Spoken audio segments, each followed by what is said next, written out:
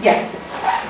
Bueno, la parte de los coeficientes de transferencia de masa tiene mucho que ver con lo que es el diseño de los equipos.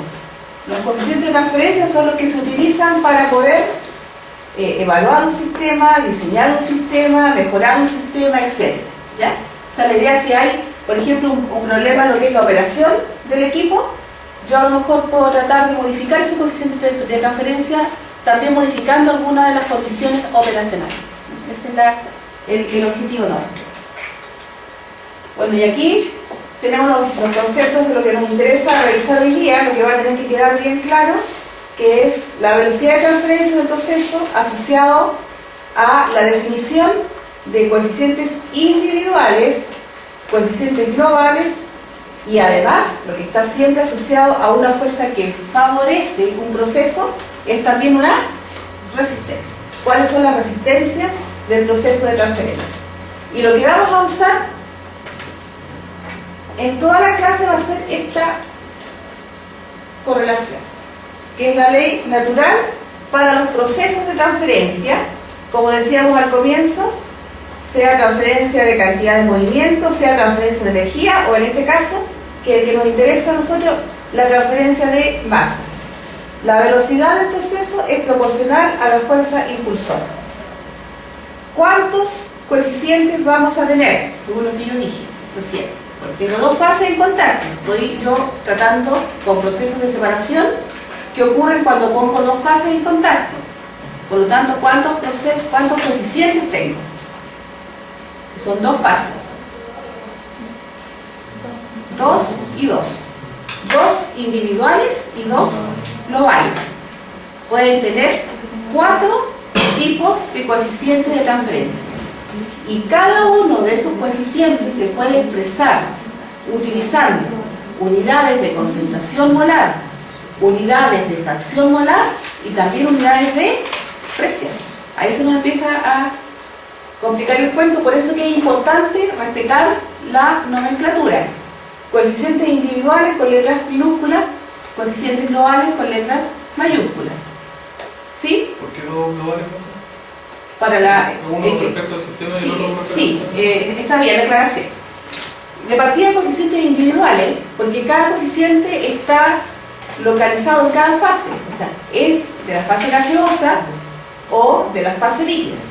Cuando es un coeficiente global, significa que te representa todo el sistema, ¿ya? Pero tú no puedes utilizar, por ejemplo, si lo hago basado en la fase líquida, no puedo utilizar cualquier unidad de concentración. Entonces, es coeficiente global que me representa todo el sistema, pero utilizando unidades de concentración para la fase líquida o utilizando unidades de concentración para la fase gaseosa. O sea, ¿por qué dos? Porque yo puedo definir ese coeficiente global basado en la fase líquida o basado en la fase gaseosa. Eso es importante. Ya. Bueno, vayan interrumpiendo nomás para hacer la pregunta. Este es el sistema que vamos a utilizar como referencia para poder definir los coeficientes de transferencia. Es una columna de absorción de relleno. En su interior tiene una serie de materiales de rellenos. Los rellenos pueden tener distintas geometrías. Acá ustedes tienen taleretas, anillos PAL, anillos Ratchin, estribos. Lo que interesa, si ustedes se fijan por la forma rebuscada que tienen algunos materiales de relleno, es incrementar el área de contacto entre la fase gaseosa y la fase líquida. ¿Ya? Entra aquí el gas, sube, por la parte superior entra el líquido, se contacta a contracorriente con el gas y la interfaz en este caso va a ser la superficie de los materiales de relleno. En esa superficie se van a contactar la fase gaseosa y la fase líquida. ¿Ya? El componente, en este caso, que se transfiere pasa desde el gas al líquido para absorción. Y la operación inversa, que se conoce como desorción, es cuando el componente va pasando del líquido al gas. Pero es lo mismo al final. Fase en contacto, fase líquida y fase gaseosa. Aquí tenemos en la sección intermedia de la columna un redistribuidor de líquido. ¿Por qué? Porque acá podría ocurrir que el líquido se vaya por caminos preferenciales. ustedes no sé si han visto en las pruebas pilotos que se hacen, por ejemplo, para las columnas de lixiviación, cuando son de acrílico y uno puede ver todo el fenómeno adentro, siempre hay como algunos caminos preferenciales que son utilizados por el líquido. O sea, el líquido se va, es lo mismo que los seres humanos. Nos vamos por donde sea más fácil. Entonces, cuando está hecho el caminito, por ahí se va a ir el líquido. Entonces van a haber zonas que no van a ser irrigadas. Aquí ocurre lo mismo. Por eso que siempre en las secciones intermedias de los equipos hay redistribuidores de líquido para hacer que esta distribución acá sea más uniforme y el líquido impregne toda la masa de gas. ¿Ya? Esa es como la idea. Pero aquí, ¿qué es lo que me interesa de esta diapositiva? Esto que yo marqué acá. Lo que voy a estudiar para definir los coeficientes de transferencia es lo que pasa a una cierta altura del equipo, ¿ya? Porque eso va a ir cambiando. O sea, si ustedes miden, por ejemplo, la concentración que tiene el gas, aquí cuando ya está casi a punto de salir, es distinta a la concentración que tiene a la entrada. Obviamente va a ir disminuyendo esa concentración porque estoy limpiando el gas. El componente está pasando del gas al líquido. Entonces, como lo estoy limpiando, la concentración va a ir disminuyendo, ¿ya?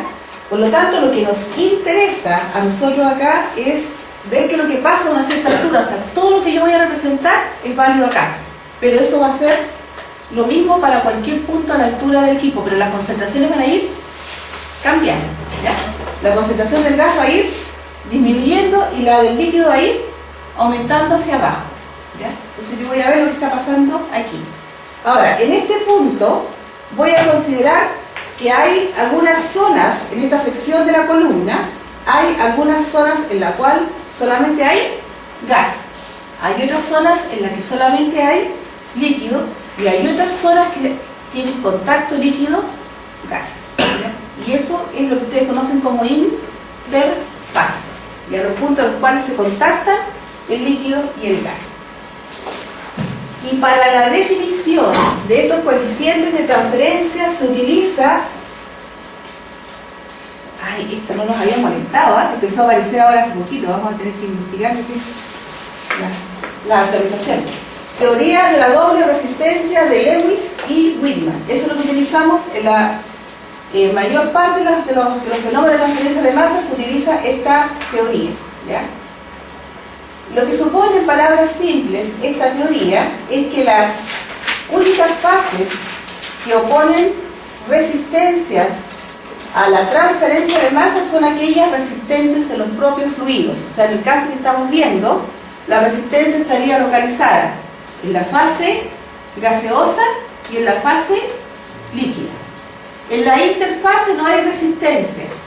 O sea, que estoy suponiendo que una vez que el componente que me interesa transferir llegó a la interfase, se disuelve en forma automática y se alcanzan condiciones de equilibrio, porque no hay resistencia al proceso. Por lo tanto, el fenómeno se desarrolla en su máxima expresión. O sea, el líquido va a alcanzar la concentración que corresponde a una condición de equilibrio, ¿ya?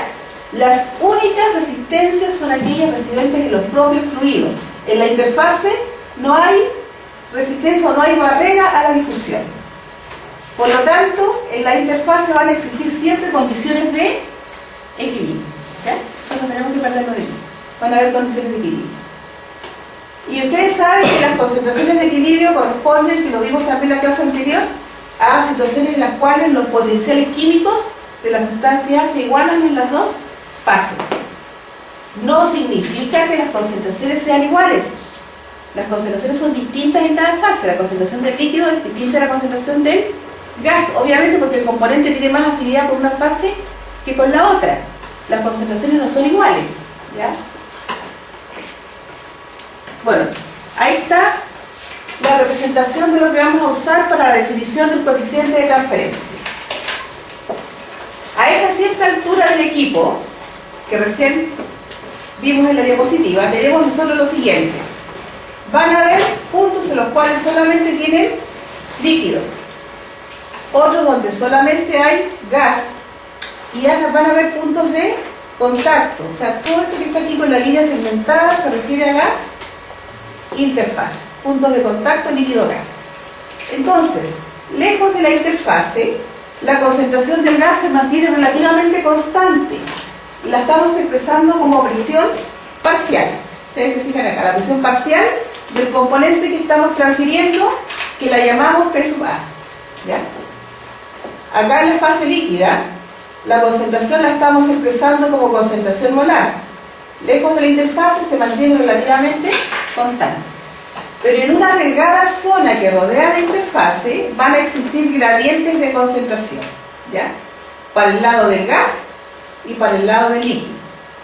Como es absorción, la transferencia es del gas hacia el líquido, ¿ya? Eso es lo que importa para definir los coeficientes de transferencia. En la interfase, ustedes se fijan acá, se alcanzan concentraciones que corresponden a una condición de equilibrio, ¿ya? Las concentraciones de la interfase son concentraciones de equilibrio. Para que ya vamos viendo lo que viene a continuación. ¿Cuál va a ser la fuerza impulsora del lado del gas?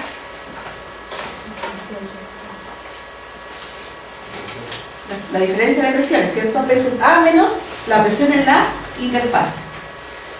Si yo uso la fuerza impulsora del lado del gas, eso me sirve para definir el coeficiente de transferencia de la fase gas-gaseosa, ¿ya? Acá, en el lado del líquido, la fuerza impulsora, recuerden que la absorción es del gas al líquido. Por lo tanto, la fuerza impulsora va a ser la concentración del componente A en la interfase menos la concentración del componente A lejos de la interfase, ¿ya? Y en ese caso, esa diferencia de concentraciones me va a servir para definir la fuerza impulsora, el coeficiente de transferencia de la fase líquida, ¿ya? Ahora, ¿cuál sería la fuerza impulsora global total del sistema? A ver, tratemos de definir la fuerza impulsora global. Ustedes ya me dijeron, para el caso del gas, P sub A menos P sub AI. Para el caso del líquido, C sub AI menos C sub A. Esas son las fuerzas impulsoras. Si quiero definir una fuerza impulsora global, ¿cuál sería? Pensando del gas al líquido, porque ese es el sentido de la transferencia. Voy de acá hasta acá. Entonces, fíjense lo que voy a poner. Se ve raro, ¿cierto? Porque esta es la concentración para la fase gaseosa y esta es la concentración para la fase líquida. Pero esto es la fuerza impulsora global. Es la diferencia de concentración desde el gas hasta la masa global de líquido. Pero yo no puedo usar esto. No puedo relacionar unidades de concentración distintas. Entonces, ¿qué es lo que se hace? Se utiliza como unidad de concentración también presión parcial del gas, pero un P sub A asterisco. ¿A qué se refiere este P sub A asterisco? Es la presión, ¿Temperatura? no, es la presión parcial del gas que está en equilibrio con un líquido de concentración C sub A. Presión parcial del gas que está en equilibrio con un líquido de concentración C sub A. Esta es la fuerza impulsora global que me va a definir el coeficiente global de transferencia, como lo que preguntaba Jorge, o sea, representa todo el sistema. Pero ¿por qué hay dos coeficientes globales? Porque, por ejemplo, en este caso, este coeficiente global ha sido definido usando unidades de concentración para la fase gaseosa. Entonces, este es un coeficiente global basado en el gas, ¿ya? Ahora, al revés, si yo quisiera definir el coeficiente global basado en el líquido, tampoco puedo hacer esto. P sub A menos C sub A. Entonces, en vez de usar P sub A, uso un C sub A asterisco, que se refiere a la concentración del líquido que está en equilibrio con un gas de concentración P sub A, ¿ya? Y esto es lo que nos tiene que quedar claro en la clase de hoy. ¿Cómo defino coeficientes individuales y cómo defino coeficientes globales? ¿Y esos dos coeficientes son iguales o proporcionales? Estos dos coeficientes no son iguales, porque están definidos usando diferentes unidades de concentración. No son iguales. Pero finalmente, o sea, lo que sí va a ser igual es la velocidad de transferencia. La velocidad de transferencia del proceso tú la puedes evaluar usando coeficientes individuales, usando coeficientes globales, que son todos distintos porque están definidos trabajando solamente en el gas o solamente en el líquido, o usando unidades para la fase gaseosa o unidades para la fase líquida. Son todos distintos, pero las velocidades de transferencia son las mismas, que es lo que me interesa. O sea, si yo voy a escalar un proceso, lo quiero llevar a escala industrial, puedo definir o hacer el diseño utilizando coeficientes individuales o los coeficientes globales. Y el tamaño del equipo tendrá que ser el mismo, ¿ya? Pero no son iguales los coeficientes, porque están basados de partida en cada fase en particular y en unidades distintas de concentración. Ya, esto lo dejamos ahora como actividad. Vamos a